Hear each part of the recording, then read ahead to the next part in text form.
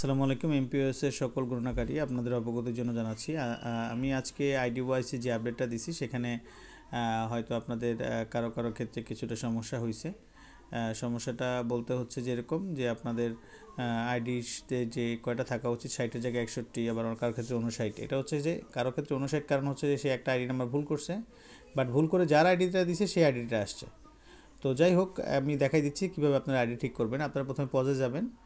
পজে যে আমার এখানে একটা এন্ট্রি করা আছে, আমি এটাতে দেখাচ্ছি। আপনি এটা ক্লিক করবেন। ক্লিক করে আপনার এই সাইডে বাম দিক দিয়ে পুরো নিচে চলে যাবেন। এখানে নিউ ফর্ম এটা ক্লিক করবেন। ক্লিক করে দেখবেন আপনার এখানে কী অবস্থায় আছে। এখানে ইন্টারভিউর কোড, এই যে ইন্টারভিউর কোড, যদি দেখেন ইন্টারভিউর কোড ঠিক আছে, এখানে যেটা এখানে ক্লোজ দিলাম। ইন্টারভিউর কোড যদি আপনার টাচ পরে না গেলেই ভালো।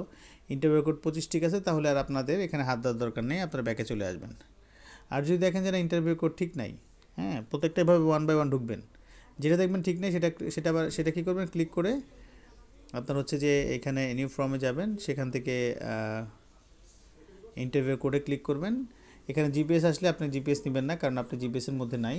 কিন্তু যদি কিনা আপনি আগে জিপিএস না নিয়ে থাকেন, তখন আপনার হয়তো যে ফ্যাটাল এরর আসতে পারে।